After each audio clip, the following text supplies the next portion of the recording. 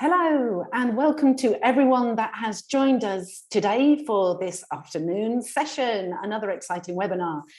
My name is Elizabeth from Charity Digital, and it's a real pleasure to be hosting again. And our topic this afternoon is covering narrative by numbers and how to tell a story using data. Stories have always been very powerful tools and drivers of human behavior throughout the centuries. My girls still love them, and I've got a teenager. We are moved by the characters, the situations, the outcomes, and all these establish an emotional connection. The relationship between charities and their supporters works on the same principle. Most would say that this connection is at the heart of fundraising. People will not donate to a charity to which they do not feel a connection. We know that in order to build these long-term relationships with donors and supporters, charities must nurture that emotional connection. And the easiest way for charities to do this is to effectively tell their story by using data. Our guest for this webinar is Natalie Anderson from Sage Intacct. She's actually based in Minnesota, and I'm in Madrid, so we're going very global today. Natalie will be explaining the importance of metrics in driving your charity's narrative and discuss how to use them to motivate donors when it comes to fundraising and support. And she'll be sharing best practices and lots of helpful insights.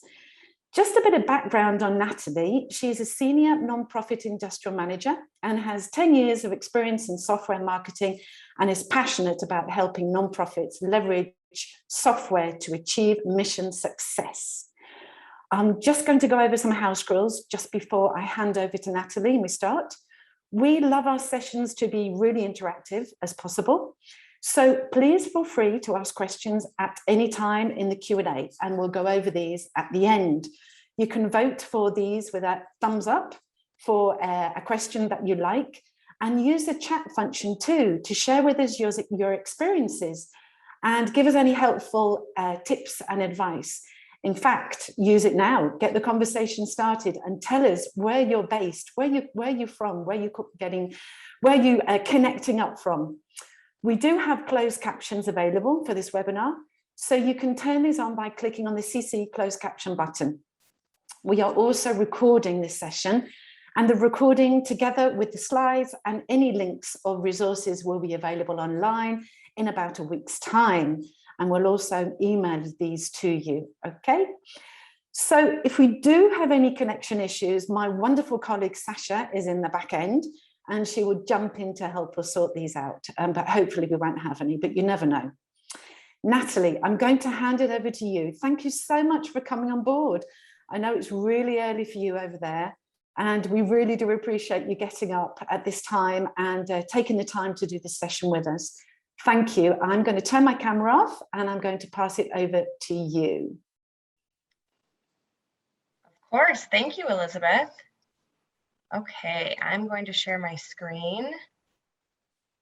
Hi, everyone. Welcome. I love seeing where everyone's from, as Elizabeth mentioned, and you can probably tell by my accent. I'm based here in the US, in Minnesota, and I'm just absolutely thrilled to be with you today. I know your time is valuable. It's busy. It's a busy time of year. Thank you again for taking the time to join our webinar today, Narrative by Numbers, How to Tell a Story Using Data. As Elizabeth mentioned, I'm Natalie Anderson, Senior Nonprofit Industry Marketing Manager at Sage Intacct. Please feel free to drop your questions or comments in the chat as we go along, and I'm going to start with our agenda. So today we'll speak a little bit about leading your organization through disruptions. We'll touch high level on some of the giving trends that we've seen recently and how and what they mean for charities and nonprofits. And then we'll really dive into the meat of our presentation. We'll share some best practices for sharing your story, talk about how to strengthen that with using data and performance metrics. We'll touch briefly on technology, and finally, we'll wrap up with a summary and some closing resources. Well, I probably don't need to say that the last couple of years have been challenging. We've learned throughout the struggle of the pandemic and related repercussions that in times of disruption, it is more important than ever to lead your organization well. In the nonprofit sector, of course, during these times, our funding can be uncertain and the workforce, including volunteers, can be fragile and unsure. But of course, global challenges that we're all facing don't just go away during difficult times. And we've actually seen the demand for services increase during this difficult time. I'm sure you've experienced that at your organization. It's extremely challenging for charities to sustain, balance, and move forward all at the same time. So it's important that you really take the time to plan and prepare for the future. And that's really what we'll be focusing on and discussing today. You don't necessarily know what the full impact will be to your funding and your budget, but you do know your mission and the needs of those that you serve. So now is really the time to take some time, take a step back, clarify your impact and your mission, complete an unbiased review of your programs, and rethink what will best deliver on your mission. You can really dig into your financials and make sure that you and your team are comfortable understanding the revenue and the costs and can deliver on the true cost of the impact. This will really help you break through some of the impediments and gain visibility into your organization. For nonprofits and charities, focusing on ramping up to lead your organization into recovery is key. As we think about leading your organization through this time, I just wanted to share a few resources with you. You'll get this presentation deck after the webinar today. You can click through these hyperlinks and get some information to assist you as you start to plan and prepare for leading your organization into the future. One thing certain, what we are experiencing and learning and overcoming right now will serve us well when we encounter other disruptions in the future and allow us to more quickly adapt and ensure our mission and impact is sustained. Okay, before we jump into our giving trends and really get into our topic of storytelling, I'd like to learn a little bit more about your organization and how you use storytelling today. So we're going to put a poll on the screen, and if you wouldn't mind just answering the poll question, how does your organization share your story of mission achievement with constituents? I would like to know, what are you doing today? Are you talking about results on an annual report? Are you sharing on your website? Do you use an outcomes measurement process? Do you engage with social media or emails, newsletters, maybe a combination of all of these things? We'll give a few moments as people submit their answers. Wow, okay, we have a really good mix here. Okay, I see a lot of annual report on your website, great. Social media, excellent. Okay, and a little bit less answers around email, newsletters, and through an outcomes measurement process. And that's really interesting. And we'll talk a little bit about measuring outcomes today. And it's a really important and kind of a step up thing you can do to really boost the stories that you tell. And again, we'll touch on some best practices on how to do that today. Now I'd like to turn our attention to the latest in giving trends as we recently saw updated giving numbers.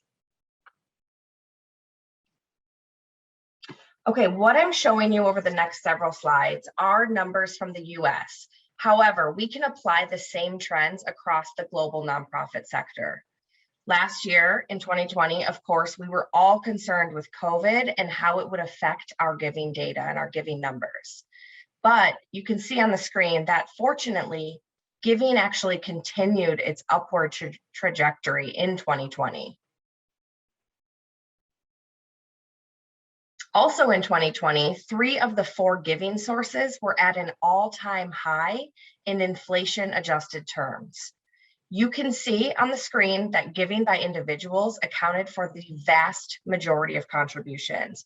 This is really important to keep in mind as you start to think and strategize on how to attract those individual donors to get a piece of that pie. When we look at the giving data by type of organization or cause area, that can give us a good high-level picture of some of the key shifts we saw in 2020. So you see on the screen, the gold bar is 2020 against the teal bar of 2019. And some of the major changes we saw include a significant shift to human services, public benefit, and international affairs charities. Unfortunately, a negative shift in health charities and arts and culture and humanities. And I think when we take a step back, we think about the global pandemic. I think these shifts make sense. So we'll need a couple more years of data to see if these trends hold or if we see any shifts or changes in the coming year. And lastly, on this topic, I just want to point out that the nonprofit sector is heavily tied to the economy. So whether we're talking the London Stock Exchange or the US stock market, the economy can give you an insight or a heads up with regards to how to plan, what to plan for, and what to consider in your planning when it comes to overall giving numbers.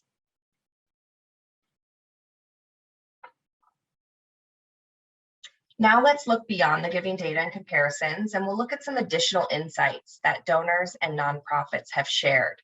This information will give you a glimpse into the priorities of donors and can help you better navigate the road ahead. These insights are important, and you can leverage this information as you start to build your plan for 2022. What we've seen is that while the number of households donating has decreased in each age group, those that are donating are actually giving more, as the average donation size has increased overall since 2002. Another insight I wanted to share relates to how prospective donors are selecting gift recipients. It's no surprise, technology has really changed the landscape. Consumers are really savvy in purchasing products, and prospective donors are really technologically savvy in researching and studying charities and organizations, and they're seeking out those that will best reflect their values and priorities. So it's really important because it shows that making it easy for donors to know and understand your story is critical. That's really what's going to draw someone in and attract them to your cause. And we'll talk more about that in the coming slides on how to really amp up that story and attract their attention. In addition, you'll want to understand the ages of your donors so you can communicate to them in the most effective way. When you look at the overview by generation, we tend to really understand and focus on baby boomers and the silent generation, our older givers. But if you look at Generation X and millennials, they are representing actually a significant portion of the total giving. As you create your plan for next year, I would encourage you to create a fundraising plan by generation to make sure that you are connecting with all potential donors. Because as we'll see, and you probably already know, the priorities of baby boomers are going to be different than what attracts and drives millennials to give. This slide will give you some further insights in building that plan across the different age groups. It reveals how each age group prefers to give, so you can create the best communication strategy for each group. For example, giving on a website is popular with all generations, but direct mail is favored by the oldest donors, and social media is preferred by Gen Z and millennials. Probably no surprise there. Here are some additional insights into what donors are looking for. For example, 69% of donors prefer to be thanked for their donation via email. So it might not be worth your time and effort and money to prepare printed postcards or thank you letters like we used to. These trends can give you insight into how to best reach which types of donors.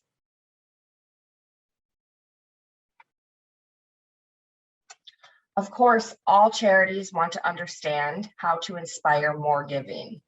So I thought this was valuable insight into the priorities of donors. The number one priority is that they are looking for an organization to make a compelling case of extraordinary need. Charities need to share their story in the most impactful way possible. And so let's talk about that. Before we get into these best practices for sharing your story, again, I'd like to hear from you in a poll. I want to know, what elements do you include today in sharing your story of mission achievement? When you're sharing your story, do you use images, videos? Do you use outcome and performance metrics or cost metrics? Are you using a mobile-friendly format? Do you put clear invitations to support or join your mission? Again, maybe a combination of some of these things.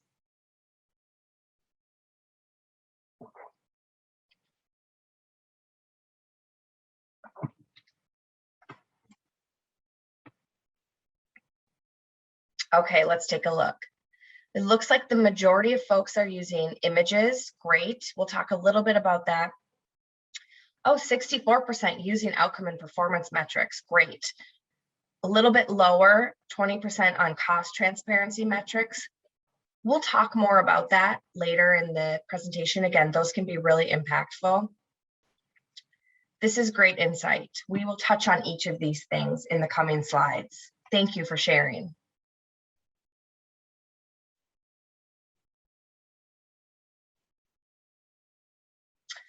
With the dynamic giving environment, it's more important than ever to build and share your most powerful story. People connect with your story, especially when it's easy for them to understand your mission, your impact, and your efficiency. When we look at best practices, these are the elements I want to highlight today. Share the vision, build the brand, communicate the story, and expand the reach.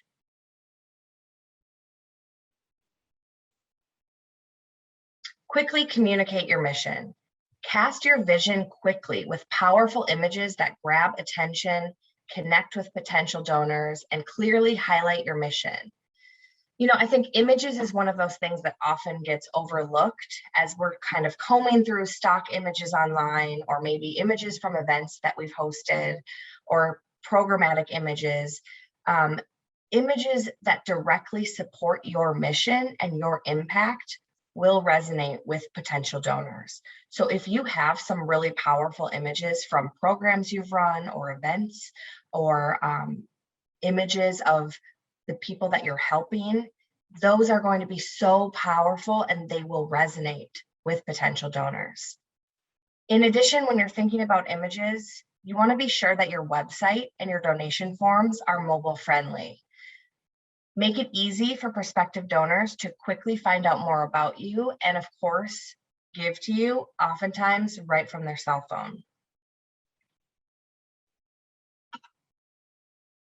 Carry your brand on your messaging. Your brand is a powerful tool that will help donors remember you and quickly recognize your organization and mission.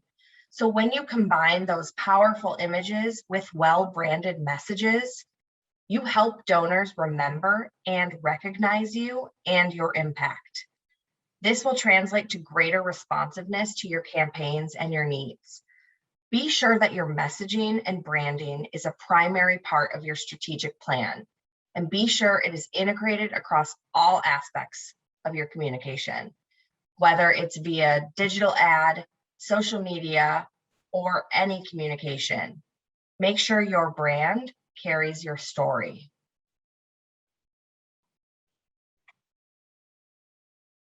Use your best strategies to figure out the best way to share and communicate your message. On the screen here is an example, Charity Water. They have a quick, thoughtful, and impactful tagline. Clean water changes everything. This is their homepage, and it's an example that I really like because it's effective, powerful, and instantly shows impact and how you can be a part of it. If you look at the top right there, they have very clearly their invitation to join. And then in the middle there, they have metrics that reflect the urgency of the mission. 1 in 10 people lack access to clean water. Urgency of the need connects with the urgency of giving and joining. And of course, note the powerful imagery. Finding the best way to communicate your mission, your priorities, and your impact are critical elements to telling your story and ensuring sustainability of your mission.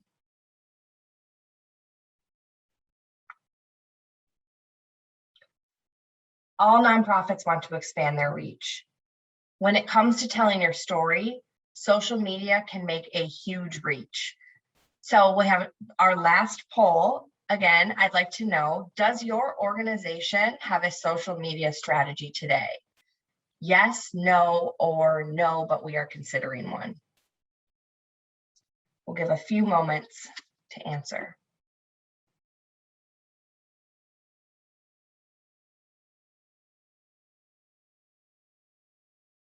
All right, let's take a look. Okay, 50% yes. A good percentage, 36% are considering one and 14% at no. Okay, great. I'm so glad to hear that half of you have a social media strategy. Thank you. If you don't have a social media strategy today, I would highly encourage you to incorporate one into your 2022 planning. Every year at Sage Intacct here in the US, we run a nonprofit technology trends survey. And every year we ask this question about social media strategies. And we also ask our respondents what the impact of their social media strategy is, if they have one. And the #1 response we heard last year was that social media expanded engagement with potential donors, which of course translates to real dollars for your charity or nonprofit. So when considering social media, those powerful images that I talked about, metrics, messages, and branding are the elements that are most effective to also incorporate into your social media. Videos, pictures, events, impact are great ways to expand your reach. So let's look at this list. Post interactive content to build engagement. Interactive content are things like Twitter polls, Q&A sessions via Instagram stories, Facebook surveys. You can ask your audience to share their stories through status updates. Include hashtags to increase reach. Always hashtag your key terms in your social media posts. They can be things like your tagline or something to do with your brand. For an example, the British Red Cross uses the hashtag Power of Kindness in their social media posts. Use visuals to drive traffic. As we've talked about, those really powerful images or videos, actually the research shows that if you use an image or a video on Twitter, you will likely get 3 times the engagement you would have otherwise received without them. And on Facebook, that number is 2.3 times more engagement. So it can really boost those that you're interacting with, boost your engagement. Make it easy to donate. We mentioned it earlier. People like to research and often give right from their phone. So make it simple for them to just continue on, do the next step, and donate right from their phone. Schedule social media posts in advance. You can leverage a tool to plan, coordinate, and schedule your social media in advance. This will free up some time for your staff if you plan it out in advance, and can also ensure that you have a consistent social media strategy.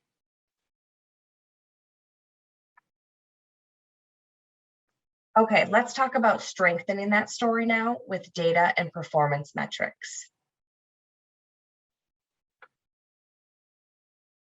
People care about return on mission. They want to know who can do the most with the money that I'm giving, who is showing impact, accountability, and focus on mission success. Here again is Charity Water. You can see they show you their key measures right on their website, right front and center. They say right here, 44,000 plus water projects funded. Over 10 million people will get clean water. Right there on their website. If you have these metrics, but you bury them in your annual report or maybe send via email just to your already engaged constituents, it can be really hard for potential donors to have to dig through and find that information. But when you clearly communicate your priorities and your progress, you give potential donors a sense of how well you are performing and how well you do what you say you're going to do. And of course, transparency matters. Transparency, one of my favorite words in the nonprofit and the charity sector. This kind of tracking and measurement allows you to be fully transparent, which is critical in today's giving environment. We've seen from the data that potential donors research and look before giving. We've also seen that donors are more likely to give a repeat gift if you can show them what you did with their money. So make it quick and easy for them to understand your impact and connect with the heart of your mission. Take a look at how Charity Water does this, right? They say right on their website, we prove every project, we're an open book, and 100% goes to the field. Link your metrics to your mission and to your financials. So I saw in one of the polls, a lot of you are using outcome metrics. Not as many people were using what we call cost transparency metrics. So the step one here is to figure out what truly measures your mission and your impact. So if you're a human services organization and you're serving meals, take a step beyond just how many meals you served and take a look at the cost per meal served. That way you can communicate to potential donors, it costs X to provide a family of 4 with meals for a month.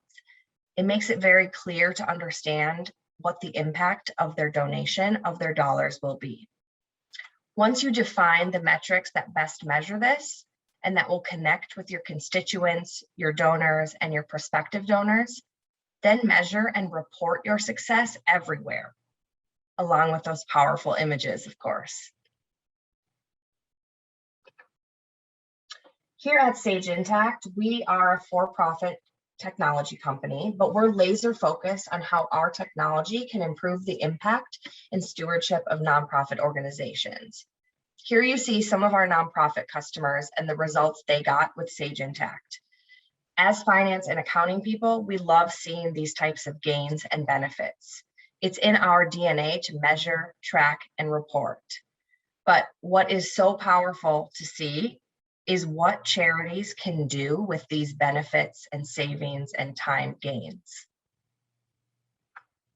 So for example, one of our customers, Room to Read, improved their productivity across the board by 25% worldwide. This allowed them more time to focus on their strategy and on their mission. And in return, they were able to transform the lives of an additional 100,000 children. Or a food bank here in the US. They improved their cash flow and were able to turn that cost savings into greater impact by serving an additional 80,000 meals annually. Okay, I've talked about metrics and impact. Of course, historically, that meant manual tracking. Determining how many meals you've served this year and attempting to line it up with your program expenses and manually calculating that, which is very time consuming and frankly, error prone. Many organizations just don't have the resources to do that. And with the modern technology available today, it just doesn't make sense to do that manually. So on the screen is just an example of how our customers at Sage Intacct leverage technology to get the data that they can use when telling their story with their donors. Here at Sage Intacct, we support all types of nonprofit organizations and charities. You can see some of the many charities that rely on Sage Intacct to automate their processes and eliminate their business challenges. So if you want more information or you want to see how our customers leverage our technology firsthand to get to these metrics that matter, please connect with us and we'd be happy to follow up with you. Okay, thank you again for attending. I know your time is valuable. We really appreciate you being here today. And with that, Elizabeth, I think we'll look and see if we have any questions. Yeah, we'll look at the questions that we've got. I just wanted to go over something, Natalie, with you. That's something that just popped in my mind that before we move on to the questions, if that's okay. You mentioned about sort of clearly showing metrics from the impact reporting, and you did show a really nice example of showing those metrics on a website, and you mentioned that you have to share them everywhere. You are talking about sharing them on your social media. Would you recommend that you follow it up with an email, or what works best, do you think? Yeah, I think it's a fine line, right, between engagement and kind of overstimulating folks with communication. So I think reminders are as many places that you can use those metrics, the better, right? The more transparent you'll appear. So whether it's on social media, if you follow up with an email, great. Maybe you have an email campaign mapped out, and maybe you use an email marketing tool, maybe you don't, but to have that strategy kind of mapped out so that you're not over communicating, but you're making sure that you hit all of those prospective donors is important.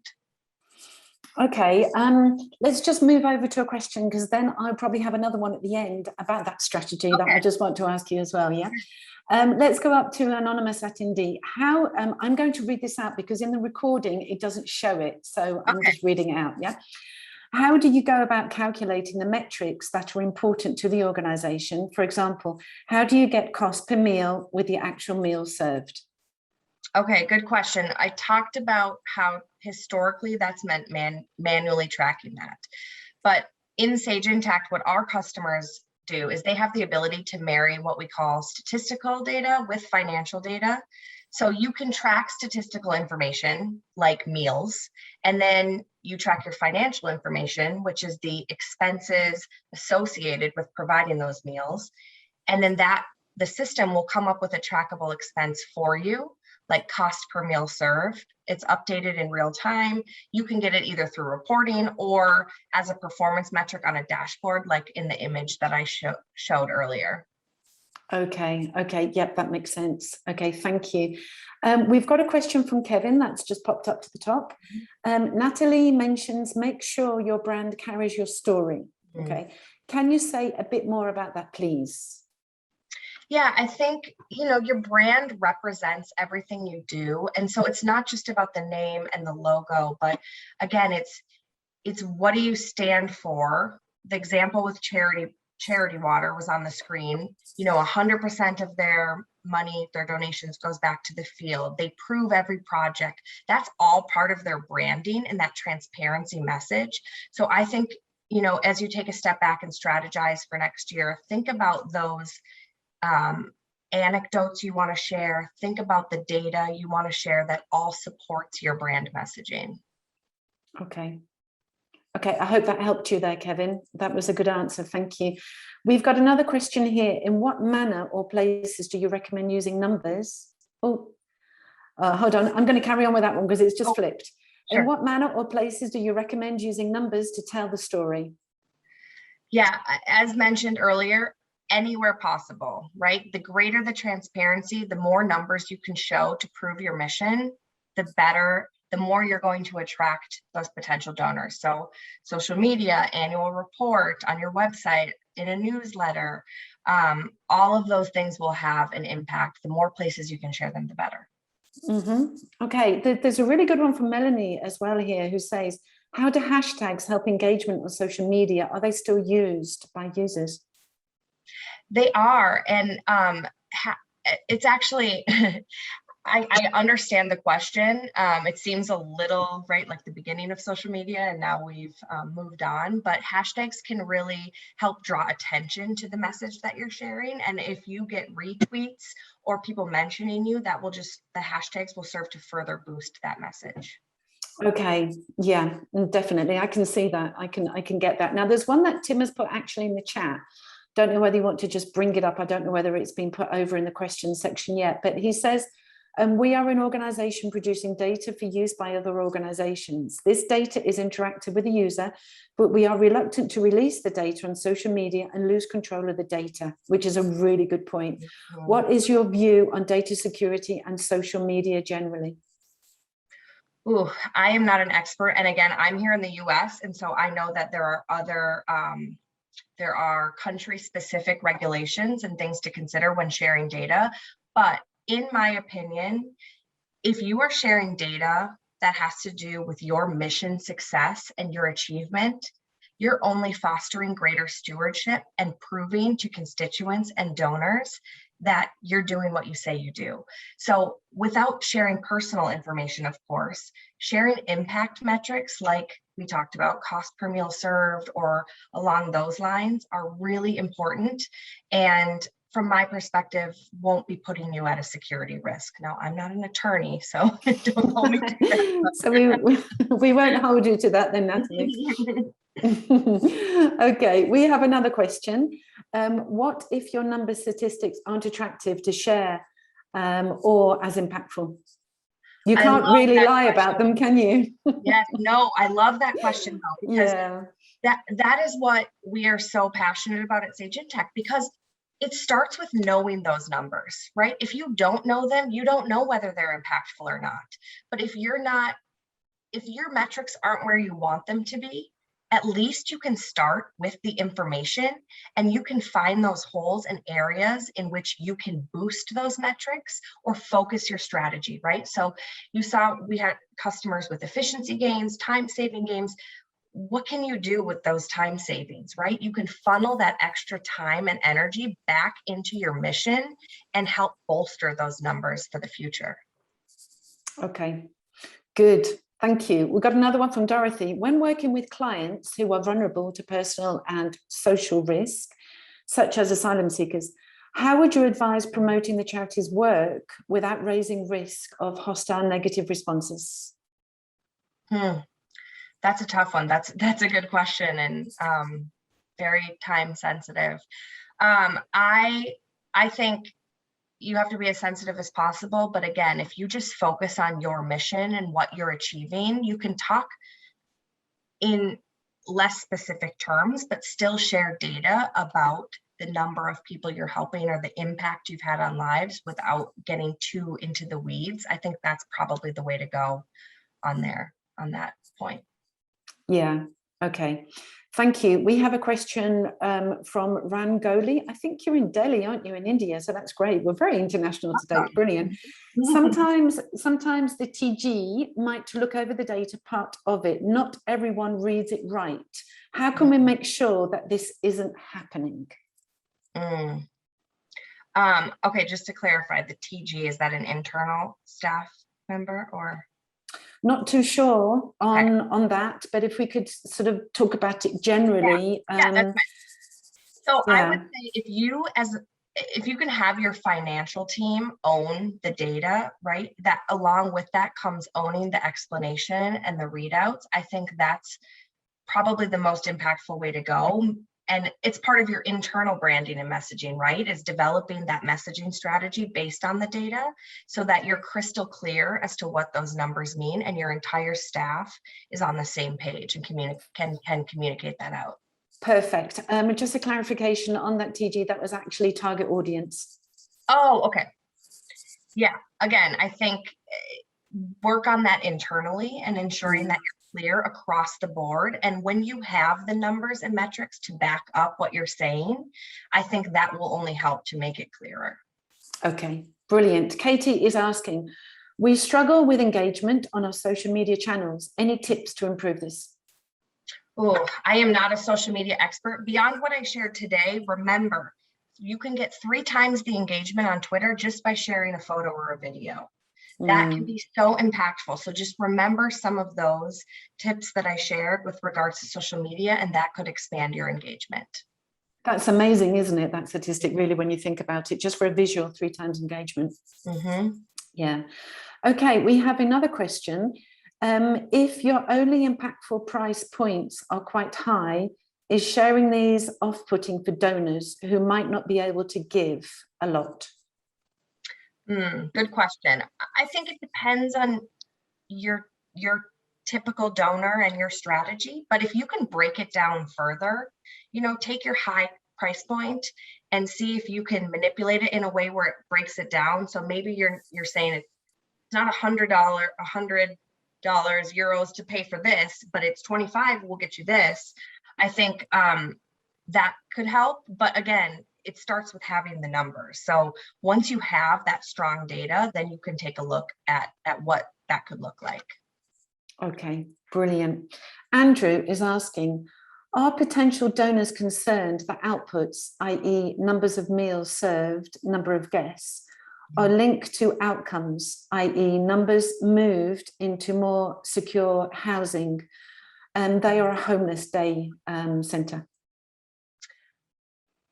I think that is, you're right at the meat of this conversation. That is so important because it's beyond just saying the numbers and what you've done, right? It's what is that impact? Like in the example I gave of Room to Read, they're teaching kids how to read. They're calculating, reading levels achieved. That is a step beyond just kind of that basic metric. And I think that is so important. Yes, it is, definitely. And attract donors, right? I mean, that will get your attention. Yes, indeed. Indeed. We have Rachel, who's asked a question. Do you see a difference between generations in terms of what donors respond to? For example, is there an age group who prefer statistical data? That's a good question. I don't have any hard data on that. I have data around what they respond to in terms of communication and whether they like letters or social media, as I shared. I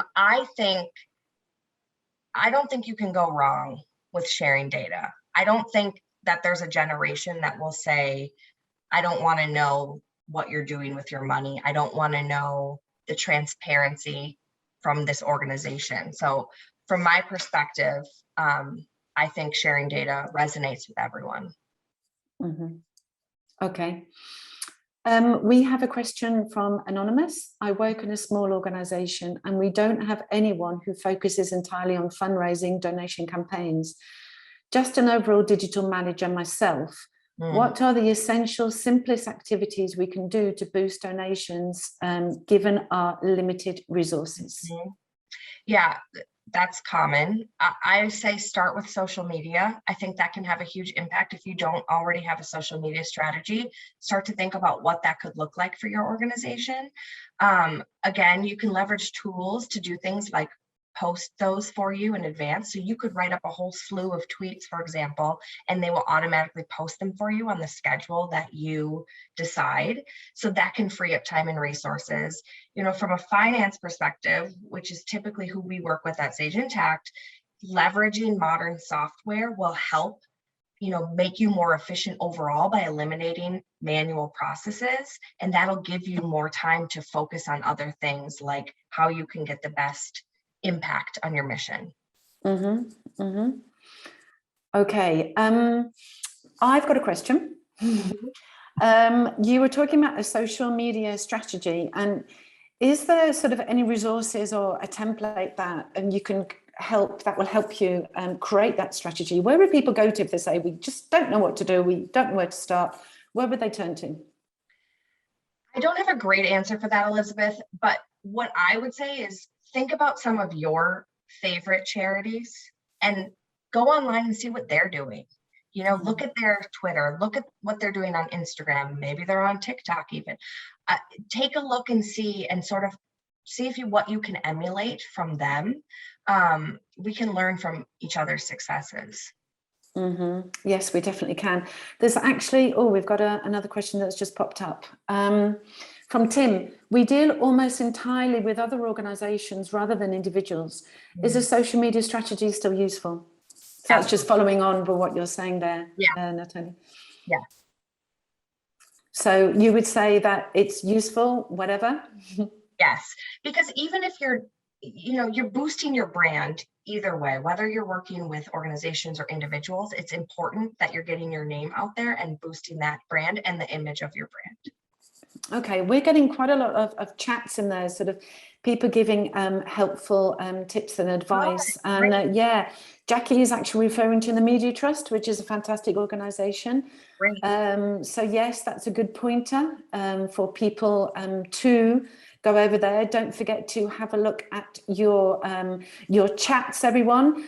And do we have any more questions before I actually round it up? We've just got one more from Paul that says, I know our organisation uses Sage. However, we have lots of special interest groups. We need lots of licenses to leverage Sage Intacct for their use? Okay, great question, Paul. I will admit I am not a salesperson, but we could definitely have someone follow up with you to get a better answer to that question. And what would be the best way for Paul to follow up with you? Our website, let's see, I can pop that back up or pop it in the chat.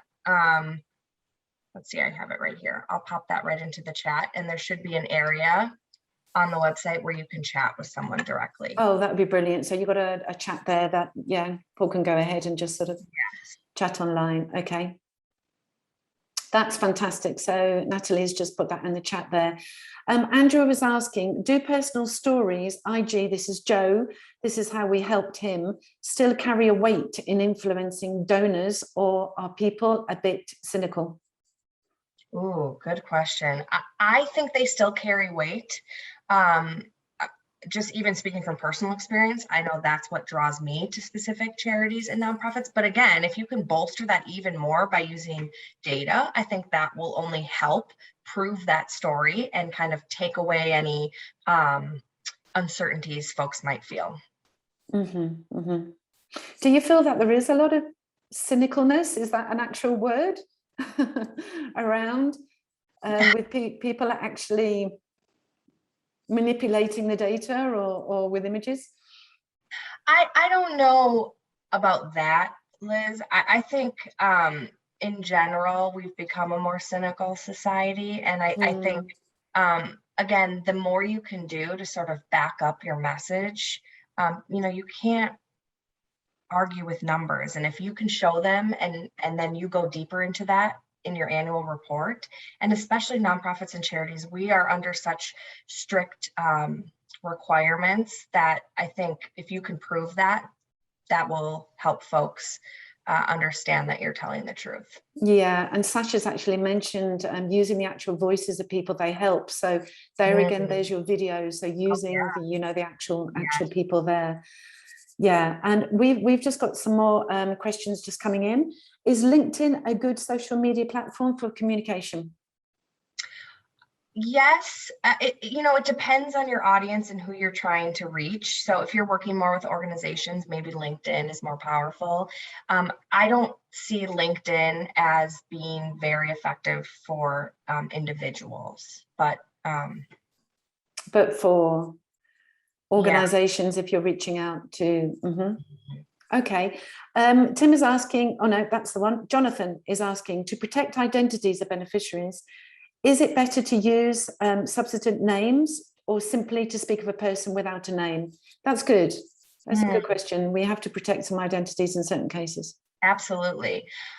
My gut would tell me to just speak generally about a person, but if anyone has experience with this and can share in the chat, I would love to hear from you all as well on what you're doing and how you handle that. Yeah. We have here a great answer regarding social media. I know there are lots of collaborative groups on Facebook for sharing resources. The third sector PR and comms network has saved me a lot of legwork in the past. So that's a really good tip. Thanks for that, Abby. And the same goes for open invites for advice on Twitter. Great. Yeah, so that's a good one. That's a really good one there. Okay, any more questions, or I will round this up? No? Okay, and we've got Emma that's saying we use names where we have consent. Yeah, so I guess it would again be down to consent, wouldn't it? We usually use initial for case studies. Okay, that's another way of getting around it as well. Right, that was really good. I've learned such a lot, Natalie. It's been brilliant, fantastic. Thank you so much for delivering this fantastic session.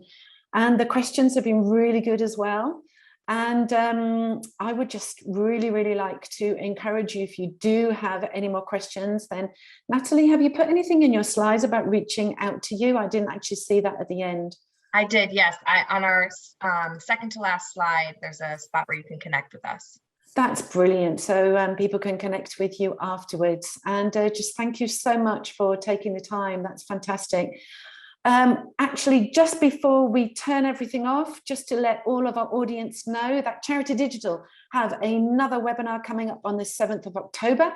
I think I'm hosting that one as well. So don't forget that we have our Be More Digital fundraising day on the 14th of October. So don't miss out on that. Thank you so much for joining us, everyone. Natalie, it's been great. All I can say is just thank you. Thanks for having me. Thank you so much, and goodbye, everyone, and we'll see you very soon.